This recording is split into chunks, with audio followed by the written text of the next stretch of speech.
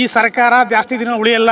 ವಿಜೇಂದ್ರನ ಬುಡ್ಲಿ ಮುಖ್ಯಮಂತ್ರಿ ಅಂತ ಇನ್ನು 7 ತಿಂಗಳೊಳಗೆ ಈ ಸರ್ಕಾರ ಬಿದ್ದಾಯ್ತಾ? ಕಾಂಗ್ರೆಸ್ ಅವ್ರಿಗೂ ಗೊತ್ತಾಗಿದೆ ನಮ್ದು ಇನ್ ಮುಂದೆ ಜಾಸ್ತಿ ದಿವಸ ಇಲ್ಲ ಅಂತ. ಇದೆಲ್ಲದಕ್ಕೂ ಪರಿಹಾರ ವಿಜೇಂದ್ರನ.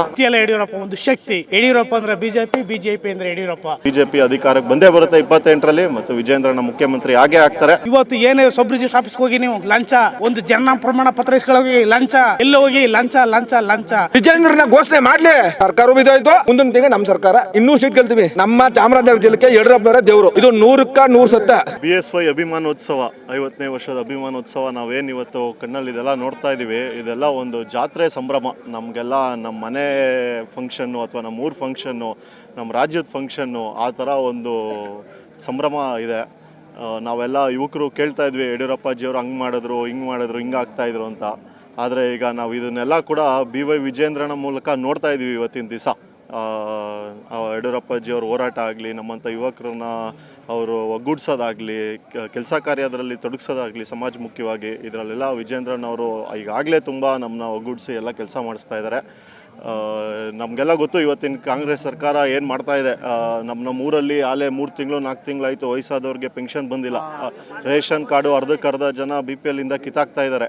ಇವತ್ತಿನ ದಿವಸ ಏನು ನಾವು ಆರಾಮಾಗಿದ್ವಿ, ಸುಮ್ಮನೆ ಆಸೆ ತೋರಿಸಿ ನಮ್ಮ ಆರಾಮಾಗಿರೋ ಜೀವನನ ತೆಗ್ದಾಕ್ಬಿಟ್ಟು ನಮ್ಮ ಆರಾಮನ್ನು ಕಿತ್ಕೊಂಡ್ಬಿಟ್ಟಿದ್ದಾರೆ. ನಮ್ಮ ಸಂತೋಷನ ನಾವು ಏನು ಆರಾಮಾಗಿ ಉಸಿರಾಡ್ಕೊಂಡು ಜೀವನ ಮಾಡ್ತಾ ಇದ್ದೀವಿ. ಇವತ್ತು ಒಬ್ಬ ರೈತ ಬೋರ್ ಕೊರ್ಸಿದ್ರೆ TC ತೊಗೊಂಡು ಕರೆಂಟ್ ತೊಗೊಳಕ್ಕಾಗ್ತಾಯಿಲ್ಲ. 4 ವರ್ಷ 5 ವರ್ಷ ಆಗ್ತಾಯಿದೆ.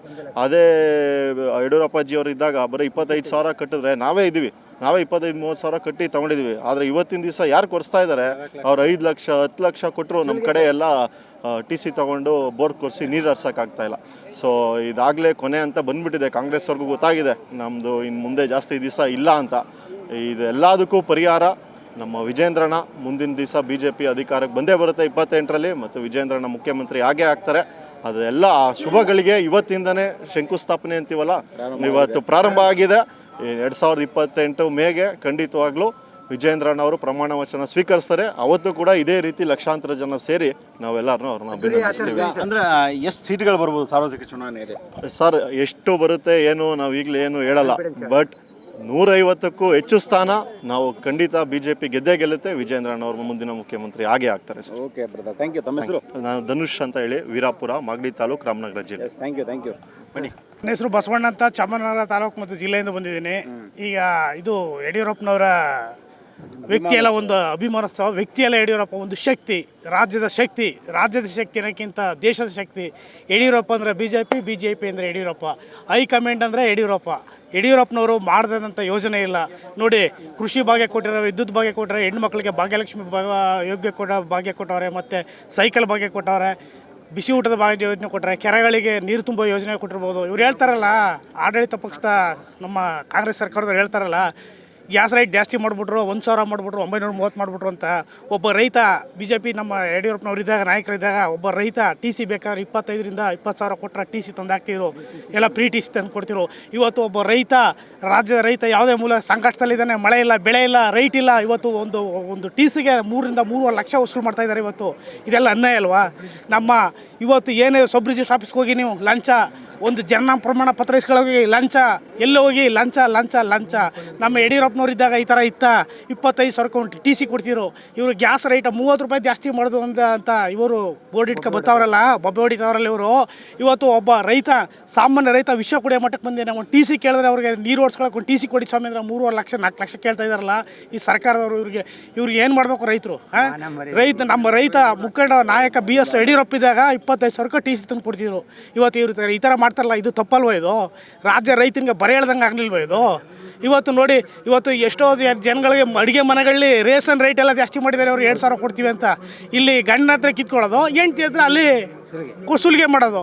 ಈಗ ನೋಡಿ, ಗುಂಡ್ಲುಪೇಟೆಯಿಂದ ಡೈರೆಕ್ಟ್ ಮೈಸೂರಿಗೆ ಬರೀ 45 ರೂಪಾಯಿ ಬಸ್ ಚಾರ್ಜ್ ಇತ್ತು. ಇವತ್ತು ಬಸ್ ಚಾರ್ಜು 85 ರೂಪಾಯಿ ಬಸ್ ಚಾರ್ಜ್ ಇದೆ.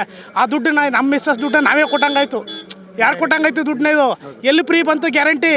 ವಾಜಪೇಯಿ ಅವ್ರು ಹೇಳಿದರು, ಸಂಸತ್ ಭವನಲ್ಲಿ ಒಬ್ಬರಿದ್ರು, ಅವ್ರನ್ನ ನೋಡಿ ಇಡೀ ಕಾಂಗ್ರೆಸ್ ಅವರಲ್ಲಿ ನೆಗ್ನಾಡ್ತಿರೋ. ಅವ್ರು ಹೇಳಿದ್ರು, ಮುಂದೊಂದು ದಿನ ಇಡೀ ದೇಶ ನಿಮ್ಮನ್ನ ನೋಡಿ ನೆಗ್ನಾಡುತ್ತೆ ಅಂತ. ಬಂದ್ಬಿಟ್ಟಿದ್ದಾರೆ. ಈಗ ಕರ್ನಾಟಕದಲ್ಲೂ ಮುಗಿದೋಯ್ತದೆ ಕಾಂಗ್ರೆಸ್ಸು, ಮುಕ್ತಾಯ ಕೊನೆ. ಇದು ಗ್ಯಾರಂಟಿ ಯೋಜನೆಗೆ ನಮ್ಮ ಮಹಿಳಾ ಶಕ್ತಿಗಳಿಗೆ ಗೊತ್ತಿಲ್ಲ ಈ ಥರ ಮೋಸ ಮಾಡ್ತಾರೆ ಅಂತ. ಭಾಳ ಮೋಸ ಮಾಡಿದ್ದಾರೆ ಇವರು. ಈಗ ಪ್ರತಿಯೊಂದಕ್ಕೂ ರೈಟ್ ಜಾಸ್ತಿ ಮಾಡಿದ್ದಾರೆ. ಹಾಲಿನ ದರ ರೈತನಿಗೆ ಕಡಿಮೆ, ತಗೊಳ್ಳೋರಿಗೆ ಜಾಸ್ತಿ, ಬೆಳೆ ರೈಟು ರೈತನಿಗೆ ಕಡಿಮೆ, ತಗೊಳ್ಳೋರಿಗೆ ಜಾಸ್ತಿ, ಈ ಥರ ಮಾಡ್ತಾಯಿದ್ದಾರೆ ಅವ್ರು. ಹಂಗಾಗಿ ಈ ಸರ್ಕಾರ ಜಾಸ್ತಿ ದಿನ ಉಳಿಯಲ್ಲ. ಇದು ಯಡಿಯೂರಪ್ಪನವ್ರ ಶಕ್ತಿ ಈಗ ಗೊತ್ತಾಗ್ತಾ ಇದೆ. ವಾತಾವರಣ ನೋಡ್ತಾ ಇದ್ದೀರ ನೀವೆಲ್ಲ, ಮಾಧ್ಯಮದವರು ತುಂಬ ಕಡೆ ನೋಡ್ತಾ ಇದ್ದೀರ. ಯಾವ ರೈತ ಸ್ವಾಮಿ ಸುಖವಾಗಿದ್ದಾನೆ ಸ್ವಾಮಿ? ಇವ್ರು ಸರ್ಕಾರದಲ್ಲಿ ಯಾರು ಸುಖವಾಗಿದ್ದಾರೆ? ಇವತ್ತು ಗೌರ್ಮೆಂಟ್ ಎಂಪ್ಲಾಯಿಗಳು ಸಂಬಳ ಕೊಡೋಕ್ಕಾಗ್ತಾ ಇಲ್ಲ. ಇವರು ಎಷ್ಟೋ KSRTC ಬಸ್ನವ್ರು ಪಾಪ ಇಳಿದು ಬಿಡ್ತಾವ್ರೆ. ಇವರು ಹಂಗಾಮಿ ತಗೋತಾ ಇದ್ದಾರೆ, ಅಪಾಯಿಂಟ್ ಮಾಡ್ಕೋತಾ ಇಲ್ಲ ಯಾರನ್ನೂ ಅಲ್ವಾ? 2028ಕ್ಕೆ BY ವಿಜಯೇಂದ್ರ ಅವರು ಮುಖ್ಯಮಂತ್ರಿ ಆಗ್ತಾರೆ, ಖಂಡಿತ ಆಗ್ತಾರೆ. ಇದು 100% ಸತ್ಯ. ಸೂರ್ಯ ಚಂದ್ರ ಇರೋದು ಎಷ್ಟು ಸತ್ಯನೋ ಅಷ್ಟೇ ಸತ್ಯ. ನಾವು 155 ಎಷ್ಟು ಸ್ಥಾನಗಳನ್ನ ಗೆಲ್ತೀವಿ. BS ವಿಜಯೇಂದ್ರ ಅವರು ಮುಖ್ಯಮಂತ್ರಿ ಆಗಿ ಆಗ್ತಾರೆ. ಈ ನಾಡಿನ ಜನತೆ, ಈ ಮಹಿಳಾ ಜನತೆ ಎಲ್ಲ ಕೂಡ ಅವರು ವಿಜಯೇಂದ್ರ ಅವರಿಗೆ ಸಪೋರ್ಟ್ ಕೊಟ್ಟೇ ಕೊಡ್ತಾರೆ. ನಾವು ಗೆಲ್ತೀವಿ. ಇಲ್ಲಿ ನಡೀತಕ್ಕಂಥ ಮೋಸನ ಅವ್ರಿಗೆ ಪ್ರತಿಯೊಂದು TVಲಿ ಬೆಳಗ್ಗೆ ಆದ ಮಾಧ್ಯಮ ಮಿತ್ರರು ಭಾಳ ಚೆನ್ನಾಗಿ ತೋರಿಸ್ತಾ ಇದ್ದಾರೆ. ನೀವು ಮಾಧ್ಯಮ ಮಿತ್ರರು ಭಾಳ ಅಚ್ಚುಕಟ್ಟಾಗಿ ಕೆಲಸ ಮಾಡ್ತಾ ಇದ್ದಾರೆ ಮಾಧ್ಯಮ ಮಿತ್ರರು. ಹಂಗಾಗಿ ಜನಗಳಿಗೆ ನೀವು ಭಾಳ ಏನೇ ನಡೀತಾ ಇದೆ ಎಲ್ಲನೂ ಹೇಳಬೇಕು. ಯಾಕೆಂದರೆ ಇವತ್ತು ಇವು ಗೌರ್ಮೆಂಟ್ ಕಾಲೇಜೆಲ್ಲ ಇವ್ರದ್ದು ಸರ್. ಗೌರ್ಮೆಂಟ್ ಕಾಲೇಜ್ ಒಂದೂ ಇಲ್ಲ, ಎಲ್ಲ ಪ್ರೈವೇಟ್ ಇವ್ರದ್ದೇ ಕಾಲೇಜು. ಖಾಸಗೀಕರಣ ಮಾಡಿಬಿಟ್ರು ಎಲ್ಲನೂ. ಖಾಸಗೀಕರಣ ಮಾಡಿಬಿಟ್ಟು ಎಲ್ಲನೂ ಕುಡಿಸಿ ಹಾಳು ಮಾಡಿಬಿಟ್ರು. ಒಬ್ಬ ರೈತ ಮೋದಿ ಅವ್ರಿಗೆ ಖಾಸಗೀಕರಣ ಮಾಡ್ತಾವ್ರಂತವ್ರೆ. ಮೋದಿ ಅವರು ಖಾಸಗೀಕರಣ ಎಲ್ಲಿ ಸರ್ ಮಾಡ್ತಾ ಇದ್ದಾರೆ? ಮೋದಿ ಅವರು A to Z ವರ್ಗ ಮಾಡಿದ್ದಾರೆ ಸ್ವಾಮಿ. ಏನೇನು ಮಾಡಿಲ್ಲ ಹೇಳಿ? ಏನು ಮಾಡಿಲ್ಲ. ಮೋದಿ ವಿಶ್ವ ನಾಯಕ, ಇಡೀ ವಿಶ್ವನೇ ಒಪ್ಕೊಂಡಿದೆ. ವಿಶ್ವ ಪೆದ್ದ ಸ್ವಾಮಿ. ಬೇರೆ ದೇಶದವ್ರು ಕರಿತಾವ್ರೆ, ಬಂದ್ಬಿಡಿ ನಮಗೆ, ನಾವು ಪ್ರಧಾನಿ ಮಾಡ್ತೀವಿ ನಿಮ್ಮನ್ನಂತ. ಇಷ್ಟು ಗುದ್ದಾಡಂಗಿಲ್ಲ ಅಂತ. ಮೋದಿ ಅವರು ಇಂಡಿಯಾದಲ್ಲಿ ಇರೋದೇ ಒಂದು ದೊಡ್ಡ ಶಕ್ತಿ. ಆ ಶಕ್ತಿ ಗುಣ ಇವರು ಇಲ್ಲಿ ಅಲ್ಲಿಗಳಿತಾ ಇದಾರಲ್ಲ ಸ್ವಾಮಿ. ವಿರೋಧ ಪಕ್ಷದವ್ರು ಒಪ್ಕೋತವ್ರೆ ಮೋದಿನ ಅಂತ ನಾಯಕ ನಮಗಿಲ್ಲ ಅಂತ. ಈ ರಾಜ್ಯದಲ್ಲಿ ಯಡಿಯೂರಪ್ಪನಂತ ನಾಯಕ ಇಲ್ಲ ಅಂತ. ಈಗ ಮರಿ ರಾಜ ಹುಲಿ ಬರ್ತಾ ಇದೆ. BY ವಿಜಯೇಂದ್ರ ಎಲ್ಲ ಎಚ್ಚರಿಕೆ ಆಗಿರಿ. ಮುಂದಿನ ಮುಖ್ಯಮಂತ್ರಿ BY ವಿಜಯೇಂದ್ರ ಅವ್ರಿಗೆ ನಮ್ಮ ಮತ ಪ್ರತಿಯೊಬ್ಬರು ಕೂಡ ಮಾಡ್ತೀವಿ. ಚಾಮರಾಜನಗರ ಜಿಲ್ಲೆಯ ಗುಂಡ್ಲುಪೇಟೆ ತಾಲೂಕಿನಿಂದ ಬಂದಿರೋದು. ನಮ್ಮ ಭಾಗದ ಸುತ್ತೂರು ಶ್ರೀಗಳು ಹೇಳಿದ್ದಾರೆ, ಚಾಮರಾಜನಗರ ಜಿಲ್ಲೆಯವರು ಯಡಿಯೂರಪ್ಪಾಜಿನ ಮರೆಯೋಕೆ ಕೂಡ್ದು. ಯಾಕಂದರೆ ನೀರು ನಮಗೆ ಕುಡಿಯೋಕ್ಕಿರಲಿಲ್ಲ, ತಂದವರು ಯಡಿಯೂರಪ್ಪಾಜಿ ಅವರು. ತುಂಬಿಸ್ರು, ನಿರಂಜನ್ ತುಂಬಿಸ್ರು. ಈಗ ಆ ಜಿಲ್ಲೆಯಲ್ಲಿ ಎಲ್ಲ ಕಾಂಗ್ರೆಸ್ MLAಗಳು ಅವ್ರು ತಿಕ್ಕ ತೊಳಕಾಗ ನೀರಿಲ್ಲ, ಹಂಗೆ ಮಾಡಿದ್ದಾರೆ. ಒಂದು ಕೆರೆ ತುಂಬಿಸಿಲ್ಲ ಅವರು. ಸುಮ್ಮನೆ ಅದು ನಾವು ಅದು ಮಾಡೋದು ಏನೂ ಮಾಡಿಲ್ಲ. ನಮ್ದು ಏನಂದರೆ ನಮ್ಮ ಸರ್ಕಾರ ಈಗಲೂ ನಮ್ಮ ಸರ್ಕಾರ ಇರೋದು ಅಂದರೆ ಏನಂದರೆ ನಮ್ಮ ಕಚ್ಚಾಟದಿಂದ ಅವ್ರು ಬಂದಿರೋದು ಅಷ್ಟೇ. ನೆಕ್ಸ್ಟು ನಮ್ಮ ಮೋದಿ ಅವರು, ಅಮಿತ್ ಶಾ ಅವರು ವಿಜೇಂದ್ರನ ಘೋಷಣೆ ಮಾಡಲಿ. ಸರ್ಕಾರವೂ ಬಿದ್ದೋಯ್ತು. ಮುಂದಿನ ತಿಂಗಳು ನಮ್ಮ ಸರ್ಕಾರ 200 ಸೀಟ್ ಗೆಲ್ತೀವಿ. 100 ಅಲ್ಲ, 200 ಸೀಟ್ ಗೆಲ್ತೀವಿ. ಯಾರು ಎಲ್ಲೂ ಏನೂ ಮಾಡಬೇಕಾಗಿಲ್ಲ. 200 ಸೀಟ್ ಗೆಲ್ತೀವಿ. ಇದೇ ನಾನು ರತ್ತಲ್ಲಿ ಬರ್ಕೊಡ್ತೀನಿ. ರೇವಣ್ಣ ಗುಂಡ್ಲುಪೇಟೆ PLD ಬ್ಯಾಂಕ್ ಡೈರೆಕ್ಟ್ರು, ರತ್ತಲ್ಲಿ ಬರ್ಕೊಡ್ತೀನಿ. 200 ಸೀಟ್ ಗೆಲ್ತೀವಿ. ಅವ್ರು ಮಾಡಿದಾರಲ್ಲ ಮೋಸ. ಅವರು ಒಂದು TCಗೆ 2 ಲಕ್ಷ ಕೊಡಬೇಕು. ನಮ್ಮ ಯಡಿಯೂರಪ್ಪನವರು 25,000 ಅಷ್ಟೇ. 25,000 OAP ದುಡ್ಡು ಮಾಡಿದ್ರು ಯಡಿಯೂರಪ್ಪನವರು. ಇವತ್ತು ಹಾಲು ದುಡ್ಡು ಯಾರು ಒಬ್ಬ ಮಹಿಳೆ ಕೇಳಿ, ಹಾಲು ದುಡ್ಡು ಯಡಿಯೂರಪ್ಪನ ದುಡ್ಡು ಬಂತು. ಇವ್ರು ಎಲ್ಲಿ ಮಾಡಿದರು? ಇವರು ಎಲ್ಲ ಮಾಡೋದು ಬರೀ ಮೋಸ, ವಂಚನೆ. ಇವರೆಲ್ಲ ಏನು ಮಾಡಿದ್ರೆ ಗೊತ್ತಾ? ಜಾತ್ಯತೀತವಾಗಿ ಆ ಜಾತಿ ಈ ಜಾತಿ ಅಂತ ಇವ್ರು ಎತ್ಕೊಟ್ಟರು. ನಮ್ಮ BJP ಸರ್ಕಾರ ಯಾವತ್ತು ಎಲ್ಲರಿಗೂ ಸಮೃದ್ಧಿ ಮಾಡ್ತಿರೋದು. 70 ವರ್ಷ ಆಳಿದ್ರು, ದೇಶ ಮಾರಾಕರು ಇಷ್ಟು ಕಂಡಿದ್ರ. ಈಗ ಹೊಡೆದ್ರಲ್ಲ ಪಶ್ಚಿಮ ಬಂಗಾಳದಲ್ಲಿ, ಅದಕ್ಕಿಂತ ಜಾಸ್ತಿ ಸೀಟ್ ಹೊಡೆದ್ವಿ ನಾವು.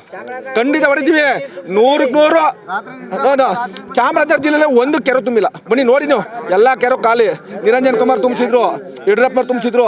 ನಮ್ಮ ಜಿಲ್ಲೆ ಜನ ಸುತ್ತೂರು ಶ್ರೀಗಳು ಹೇಳಿದ್ದಾರೆ, ನೀವು ಯಡಿಯೂರಪ್ಪನ ಮರೆಯಾಗಿಲ್ಲ, ಫೋಟೋ ಹಾಕೊಂಡು ಪೂಜೆ ಮಾಡಬೇಕು ಅಂತ. ನಮ್ಮ ಚಾಮರಾಜನಗರ ಜಿಲ್ಲೆಗೆ ಯಡಿಯೂರಪ್ಪನವರೇ ದೇವರು. ಇದು 100ಕ್ಕೆ 100 ಸತ್ಯ. ಅವರು ಸಾಕಷ್ಟು ಅಭಿವೃದ್ಧಿ ಕಾರ್ಯಗಳನ್ನು ಮಾಡಿದ್ದಾರೆ. ಹೌದು. ಒಂದು ಭಾಗ್ಯಲಕ್ಷ್ಮಿ ಯೋಜನೆ, ಸೈಕಲ್ ಮಾಡಿದ್ದಾರೆ. ಆಮೇಲೆ ಹಾಲು ಪ್ರೋತ್ಸಾಹ ಧನ ಕೊಟ್ಟಿದ್ದಾರೆ. ಆಮೇಲೆ ನೋಡಿ ಕೃಷಿ ಬಜೆಟ್ ಮಂಡಿಸಿದ್ರು ನೋಡಿ. ವಾಸರಿ ಅವ್ರ ಸರ್ಕಾರ ಇದ್ದಾಗ ಒಂದು ಮನೆ ಉಂಟಾದ್ರೆ 50,000 7 ಲಕ್ಷ. ನಂದು 3.5 ಲಕ್ಷ ರೂಪಾಯಿ ಭಾಳ ಬಿದ್ದಾಗಿದೆ. ಆ ಸೆಕ್ರೆಟ್ರಿಗೆ ದುಡ್ಡು ಕೊಡ್ಬೇಕಂದ್ರೆ ನಾನು 1,000 10,000 ಇಲ್ಲ 3,000ಕ್ಕೆ 1,000 ಅವನು ಕೊಡ್ಬೇಕಂತ ನಾನು. ಲಂಚ ಅಂಬೋದು ಸಿದ್ದರಾಮಯ್ಯ ಸರ್ಕಾರದಲ್ಲಿ ಭಯಂಕರ ಇದಾಗಿದೆ. ಆಮೇಲೆ ಸಿದ್ದರಾಮಯ್ಯ ಒಪ್ಕೊಬಿಟ್ಟಿದ್ದಾರೆ ಅವರು. ನಾನು ಇದೊಂದು ವರ್ಷ 5 ವರ್ಷ ತೊಳ್ಬಿಡು, ಇನ್ನು ಬರ ನನ್ನ ಮಕ್ಕ ಯಾರು ಹೋಗ್ಬಿಡ್ಬಿಟ್ಟು ಅವ್ರು ತಿಳ್ಕೊಬಿಟ್ಟಿದ್ದಾರೆ. ಅವ್ರಿಗೆ ಗೊತ್ತಾಗಿದೆ. ಅವರು ಎಲ್ಲರೂ ಸುಮ್ಮನೆ ಇದ್ಬಿಡ್ತಾರೆ ಅಷ್ಟೇ. ಈಗಾಗಲೇ ಕಚ್ಚಾಟ ಸ್ಟಾರ್ಟ್ ಆಗಿದೆಯಲ್ಲ, ನನಗೆ ಮುಖ್ಯಮಂತ್ರಿ ಕೊಡಬೇಕು. DK ಶಿವಕುಮಾರ್ ಮುಂದೆ ಬಂದಿದ್ದಾರೆ. ಇವಾಗ DK ಶಿವಕುಮಾರ್ ಕೊಡಬೇಕು. ಪಕ್ಷ ಕಟ್ತಾರೆ DK ಶಿವಕುಮಾರ್. ಇವರೆಲ್ಲ ಬೇರೆ ಮನೆ ಸೇರ್ಕೊಂಡಿರೋ ಗೊತ್ತಾ? DK ಶಿವಕುಮಾರ್ ಪಕ್ಷ ಕಟ್ತಾವ ಅವನೇ ಆಕ್ಚುಲಿ ಕೊಡಬೇಕು. ಎಲ್ಲ ಕಳ್ಳರ ಬಂದು ಸೇರ್ಕೊಂಡ್ರೆ ಇಲ್ಲಿಗ ಇಬ್ಬರು ಜಗಳದಲ್ಲಿ 3 ಲಾಭ ಆಗುತ್ತೆ. ಅವ್ರು ಲಾಭ ತಗೊಳ್ಳಲ್ಲ. ನಾವೇ ಸ್ವಂತ ಗೆದ್ದು ಬರ್ತೀವಿ. ನಮ್ಮಲ್ಲಿ ಏನಂದ್ರೆ ಯಡಿಯೂರಪ್ಪನವ್ರು 5 ವರ್ಷ ಆಳಕ್ಕೆ ಬಿಟ್ಟಿದ್ರೆ ಇವರು BJP ಅವರು 5 ವರ್ಷ ಬಿಟ್ಟಿದ್ರ ಇವರು. ಅಲ್ಲಲ್ಲ ಯಾರು ಗೊತ್ತಾ? ಈ DK ಶಿವಕುಮಾರ್, ಸಿದ್ದರಾಮಯ್ಯ ಇಂಥವ್ರು. ಸಿದ್ದರಾಮಯ್ಯ ಗೆಲ್ಲಿಲ್ಲ, DK ಶಿವಕುಮಾರ್ ಕರ್ನಾಟಕರಿಗೆ ಅಂತವ್ರು ಗೆಲ್ಲರು.